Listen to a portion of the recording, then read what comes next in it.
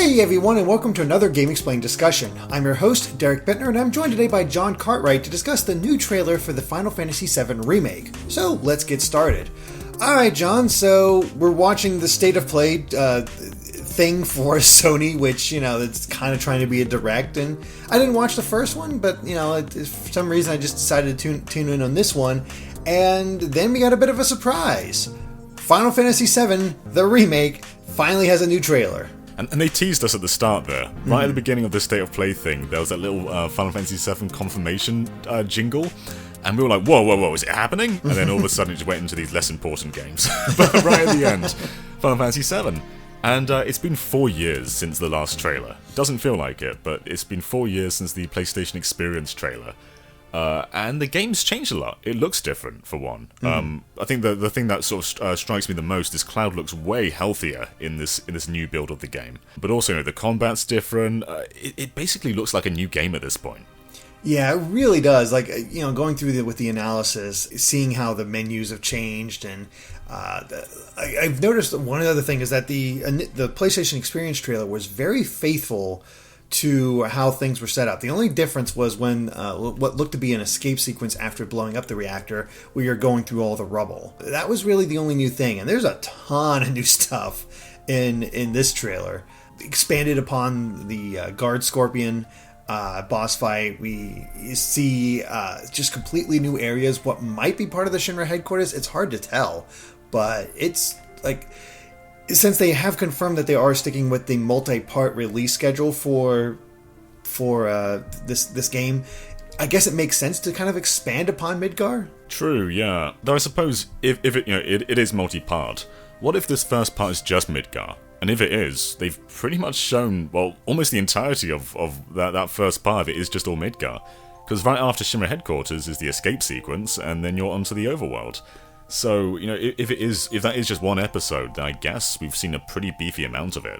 Yeah, that'd be my guess as well. I honestly think that this first part will only be Midgar, which, to be fair, there's a lot that happens in Midgar when you first start up that game. It's one of the most memorable parts of the game. I mean, you got the first bombing mission, you got the return to Sector 7, you got the second bombing mission, then they end up with Aerith. Then you go through the wall market, end up in the sewers, then you have the assault on Sector 7, then the assault on the Shinra headquarters, and then escape. So there's a good bit there. I think you could get, maybe 10 hours of gameplay? Probably more, to be honest. Because when we were going through this trailer, doing the comparison for it, there were scenes that you just can't really compare, because they are entirely new. Like when you, in the original game, when you go to the train, there's this one screen which is basically this sort of, I guess, kind of like deserty kind of place, and then you go straight to the station. In the remake, though, there seems to be this entire industrial area leading up to the train station, if there even is the train station. And then, of course, there was that area covered in webs. What's going on there? That seems entirely new. Yeah. So, yeah, not only is Midgar pretty big in and of itself, but it seems like they've really put a lot into it this time. Yeah, it feels like they took the sequence where you have to jump off the train early and have to walk to the Sector 5 reactor, or get to the Sector 5 reactor in a different way, has been greatly expanded. That's where I feel like a lot of the new stuff has been added in. And, if this is all just Midgar, this first episode, it's interesting that they're introducing Sephiroth earlier. Because he was alluded to in Midgar in the first game, but you never really see him. But here, it seems we see him pretty early on. It seems like we see him as early as the first reactor blowing up. Mm-hmm. Yeah. Which, I guess just sort of expanding on Sephiroth's character a bit more. And, if this is all just one episode, I guess you have to throw in a bit more in there. But I find it interesting that they haven't shown us his face. Like, we get a little look at him, but both Sephiroth and Tifa are just sort of hidden off screen in this trailer. Yeah, I think I saw a lot of people, like, Tifa was trending on Twitter. People want to see her design. And, with Sephiroth, he was there. I actually would not mind if they kept his face hidden for this entire part, especially because I hope they keep the mystery, because God, that sequence where I don't want to spoil it for people who have not experienced this, because I've actually seen that discussion, like people talking openly about some of the big moments of Final Fantasy VII. And granted, it's been around for 20 years, but there's a lot of people born in that time, so they might not have gone back and had a chance.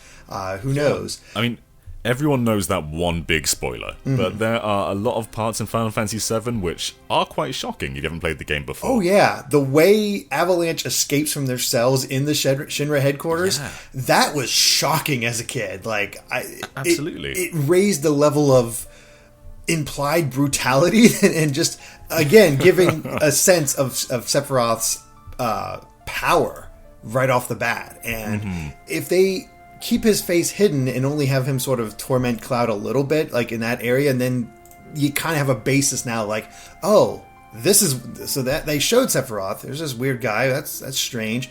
Oh, wow, this is what he's capable of? Yikes. I do wonder if the remake is gonna redo everything from the original, because there are some parts which are maybe questionable by today's standards. Like, I don't want to get into like too specific because it is kind of spoilery, but there's parts where they kind of have like abuse going on. So I don't know if they're going to redo that in the remake, but I guess we'll see. That's later on in the game anyway. But there are certain parts of Final Fantasy VII on the PlayStation which are very of their time, and I think they're going to have to redo them quite drastically for the remake. Yeah, I can see that being the case. It makes it a little tricky in that way. We haven't seen the cross-dressing scene either. No, even though that's probably is in the game because we see the sewer monster, which implies the whole Don part is still in there. Yeah, but, I like seeing apps is like maybe like it clicked for me. It's like, oh crap, that means Don Corneo is in here. Oh boy, that means Wall Market is in here. Oh boy, that means we might get to cross-dressing. They might streamline that and get rid of some of the more racy elements of that. But I think Wall Market will at least be a place that you can visit, and oh boy, that'll be something. Yep. One part I really loved about this trailer is when we get our first look at Aerith, her eyes just pop. The maker in her eyes, they really do shine brighter than they ever have before. Because that design was in the original game. When you look at the CG cutscenes, her eyes are very bright green. But I think they look way stronger in the remake. They're really bringing out that color. And even initially, like her kneeling in front of the little bit of Mako popping out, it never clicked with me that that's a leaking Mako pipe that she's kneeling in front of. And that was like seeing this opening is when I first realized, oh, that's what she's kneeling in front of. Okay, that makes sense. Yeah, it's going to be interesting to see parts that we maybe missed in the original come to life in the remake. And the scale is something that I'm seeing a lot more of too. And this scale was in the very first trailer, when you're going through the city and you just see how large it really is. But I think you see that even more here. And like when you look at that first panning shot of Midgar and just see the entire city, like that's huge. But you never really explore much of that in the original game. So it's going to be cool just to really get a grasp of just how giant the city really is. Get a sense of what the slums are like and what the top layer's like. If they can kind of show that divide, that'd be really cool to see. I think there's a lot that they can expand upon within Midgar, and I mean, to be honest, who knows when this is coming out, but I'm excited for it. Honestly, maybe I'm getting ahead of myself, but I honestly think we could get a release date in June. Like showing with as much as they've shown, and if with it still being a multi-part thing, I could see this first part releasing by the end of the year.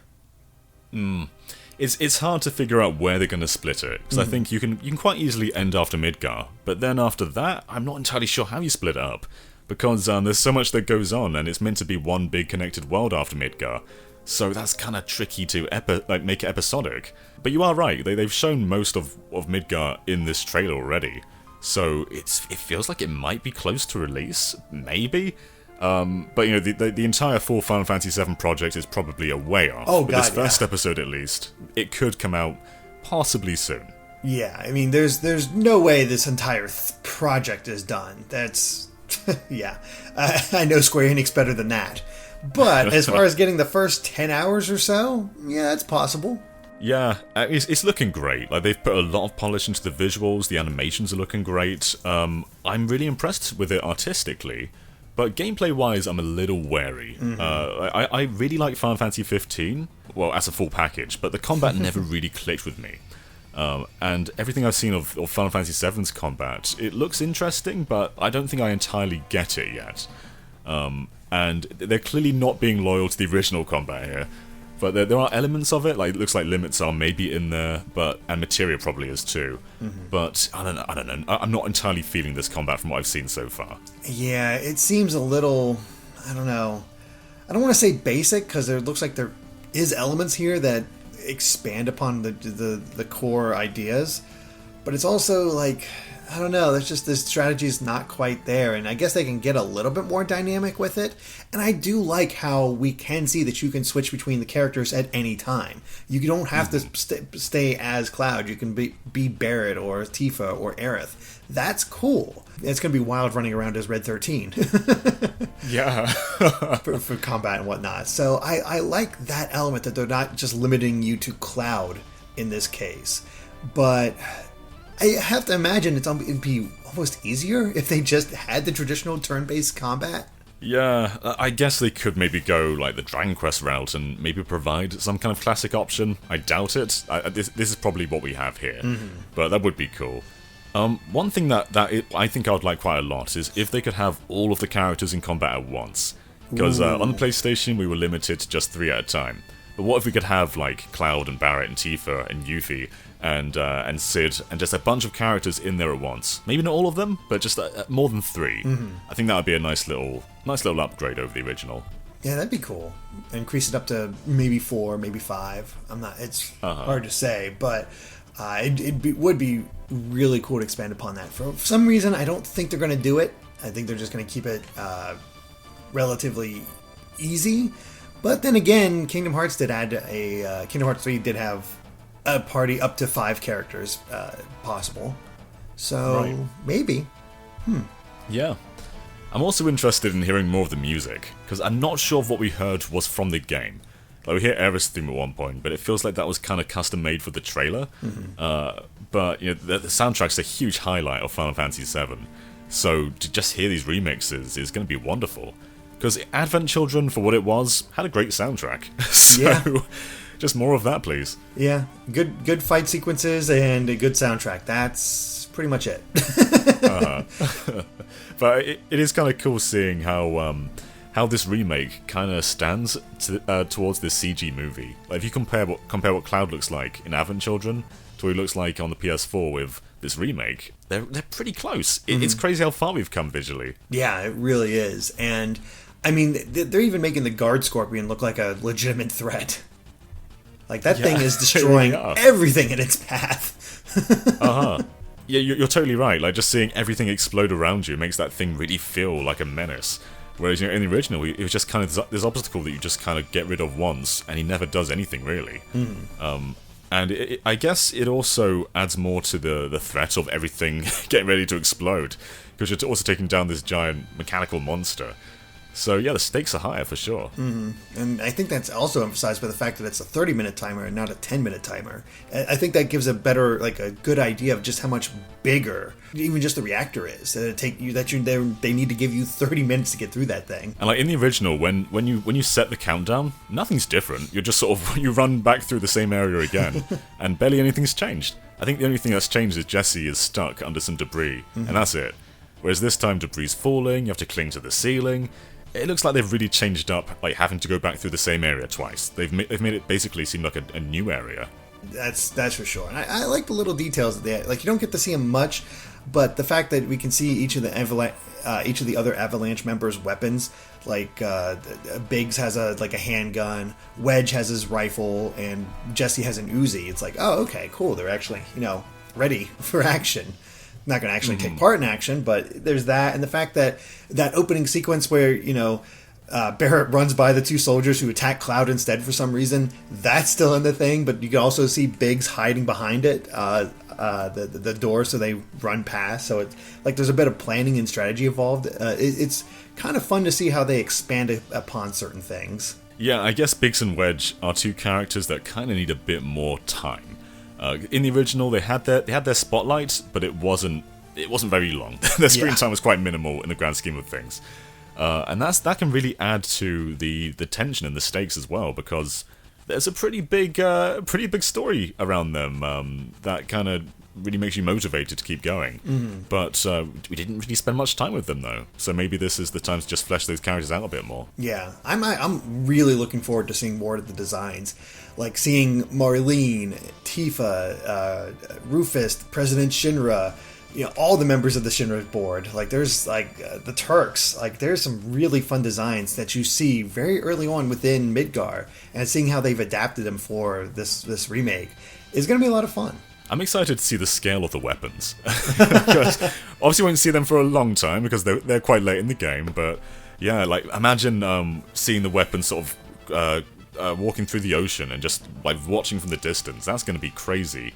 In actual scale, because obviously on the PS1 it was just it was kind of small in the grand scheme of things, huh? It kind of was, but it still kind of gave you a sense of that scale. And one of my favorite cutscenes is still when one of the weapons attacks Junon, and how Shinra handles that. I mean, that's just like, dang, Shinra, like it's crazy.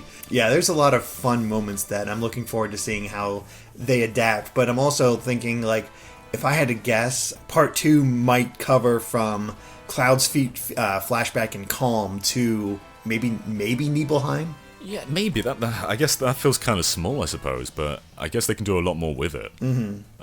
Yeah, potentially. I'm curious whether they're going to make parts that weren't mandatory to begin with mandatory. So, like party members like Yuffie, is she still going to be a optional character, or do we have to get her? Because it seems like with Aerith, it looked like it was kind of scripted the way she just gave you a flower, and I guess it might have to be because obviously it's recorded dialogue. The animation work is a bit more scripted, I suppose. So maybe those optional bits might be taken out of the game. Who knows? But I suppose when you have an entire cast who are recording dialogue, it's kind of tricky to make them do it twice, but without one character in there. So I kind of feel like Yuffie and Vincent might actually be mandatory characters this time. Which honestly I'm okay with, because it's cool recruiting them, cool getting their backstories, but they didn't feel like they were part of the adventure. Just because they couldn't be mandatory. Like there's some fun extra things they got to do, but it still just didn't feel like they were actually there, for the adventure. Sure, like sometimes they'd have a specific line of dialogue in a story sequence, but it's always like they're just kind of throwing it in rather than it feeling natural. So yeah, maybe this is the right approach. If that is the case, of course. I think you're right. I mean, there's a way that I guess Cloud could still refuse that flower from Aerith, but I doubt they're going to do that. I mean, I get it. I do.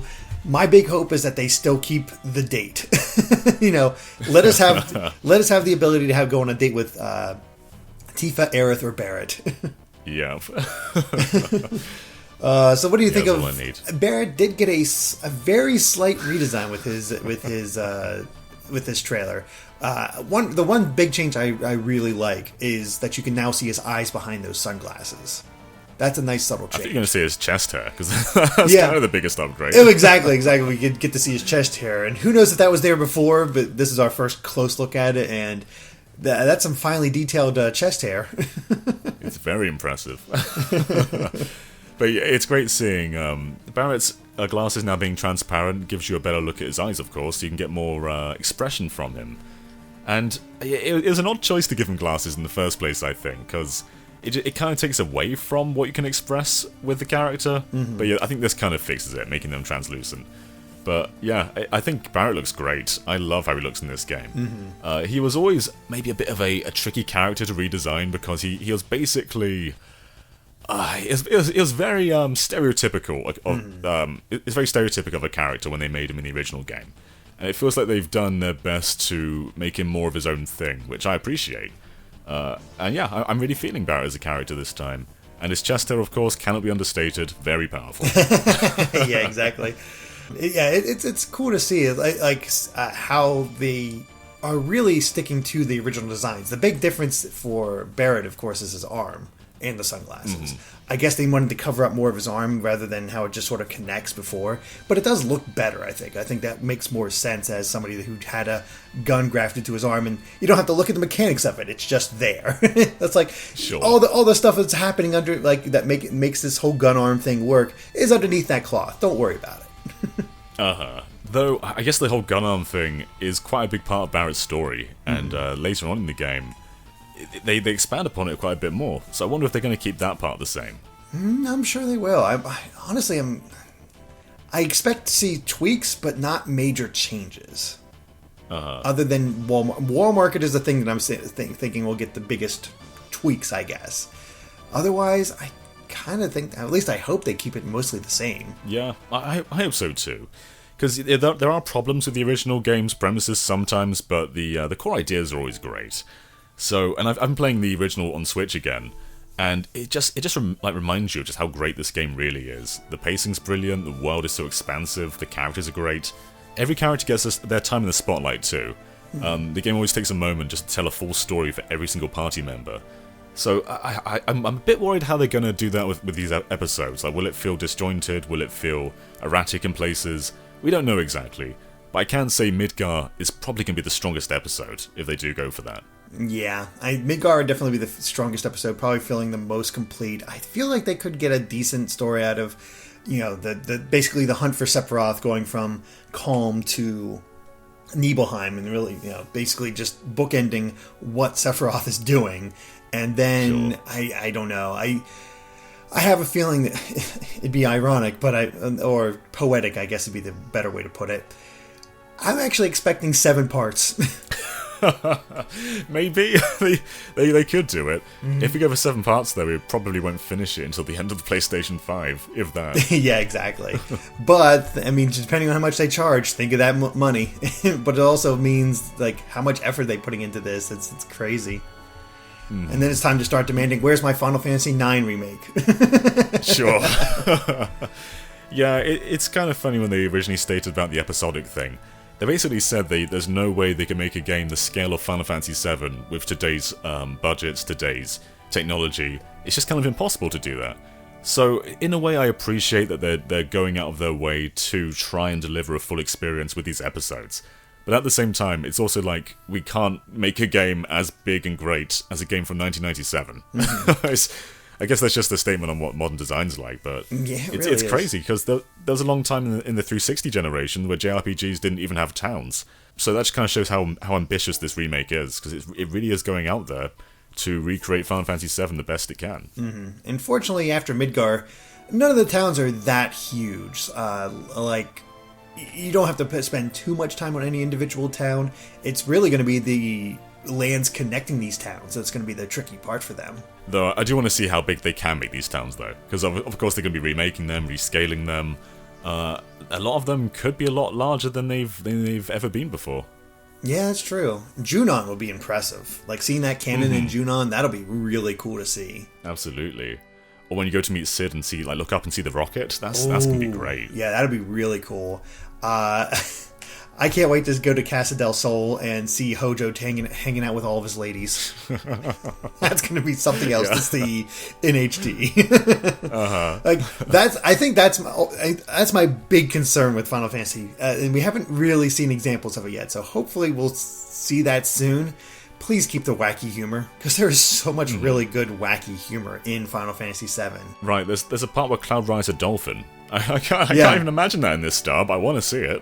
Exactly. That's cool stuff. That whole timing mini game. Cloud trying to fit into a parade. Like, there's some really fun stuff. Yeah, and one thing I was worried about is that they'd keep Cloud's personality kind of stagnant. Because Cloud grows a lot over the course of the game. During Midgar, he's a bit stroppy. And when you look at Advent Children, they kind of kept that attitude throughout the entirety of that movie. Whereas in the original game, Cloud actually loosens up a lot after Midgar. He actually becomes kind of a goofball. So I hope they keep that in this remake. I'm not really expecting to see it in Midgar, but I do hope that we see it over the course of the game. Yeah, I think so. I think we will. Seeing him kind of loosen up and using Aerith as a way to sort of get him to stop being such a downer. I think that'll help a lot, and I think there's ways to make this story work, and I'm hoping that they succeed at it. Who knows when it's coming? But hey, I mean, we didn't even talk about this little bit aspect, but we have new enemies. There are brand new enemies in this. Yeah, and some of them. There's that monster in the spiderweb area that seems entirely new, not only because of the area, but because of the actual character design. And I can't really imagine where that would fit in. So that the monster design there says to me that area is very likely entirely new. Mm-hmm. I agree. It has to be completely new. But then we also have like some real we got a Sahagin from the sewers, which kind of a minor enemy, but still we have the Sahagin, and then we have like a new variation of the Sweeper, which has the like chainsaw blades, which we saw and we were like, oh yeah, I remember him from the game. And then we started looking up, going through the bestiary, and like, this guy wasn't in there. It's closest to the Sweeper. And then you look at the little details beyond the chainsaw arms. It's like, yeah, this is a Sweeper, just a different variation of it. It's a shame we didn't get to see the sewer boss in all its glory, because we got the introduction cutscene and then went straight into fighting generic enemies. But it's crazy just comparing that to the PlayStation 1 version, where it's still kind of intimidating there, but you really get like all of its more, like all of the monstrosity in there. Yeah, you see its teeth. You see just even the color is kind of a bit more intimidating than it was. The gum coming out of its mouth, like it works as an intimidating boss. When you see it in the PlayStation version, especially with the long tongue, he just looks kind of goofy. It's like, right. Oh, look at this silly fella. Yeah, and even enemies that are returning have been given new properties, like the first boss that you fight now has these missiles, where basically in the original game, all he did was basically, he did that little search attack, and then he brings his laser tail up, and that's pretty much it.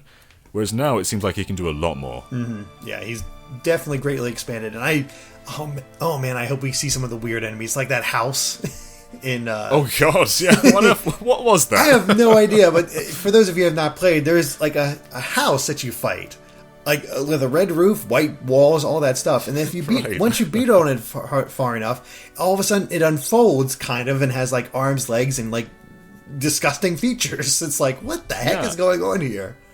And that's really early on too. That's like maybe half an hour into the game that those appear. Yeah, it's they get really wacky. I guess the idea is that the pollution is really messing with the creatures around just Midgar. Sure. I don't know, but that's certainly something. I'm very scared to fight the frogs in this remake. Oh gosh. Oh man, if they keep the frog status and you can just get the fight like this, that'll be something. Oh, that'd be great. Oh boy. Well, yeah, we'll have to see how much they actually keep, but it's one of those things where I'm excited, but there's always that little bit of trepidation. Sure. Yeah, I guess the original will always exist, so even if the remake isn't what I want it to be, I still love the original for what it is, so I guess trying something new is the more exciting thing to do, really. Just doing a scene-for-scene, beat-for-beat remake, that might even be a bit stale, so I kind of appreciate they're doing something new with this. Yeah, I would have... If this does fail, I hope they, like, maybe just touch up the graphics to maybe PlayStation 2 levels or something like that. Just keep it kind of basic, if only so we can get a better translation of the original game, because the original translation has a lot of issues. I read recently, and I did not realize this, but the original translation was done in 2 weeks. Oh wow, which explains a lot. Yeah, they fixed a bit of the translation in the HD re-releases on like Switch and PS4 and PC, but there's still some questionable stuff in there. Like during the stair sequence, I think Tifa says like an R word, which is so odd that they allowed that to be in there.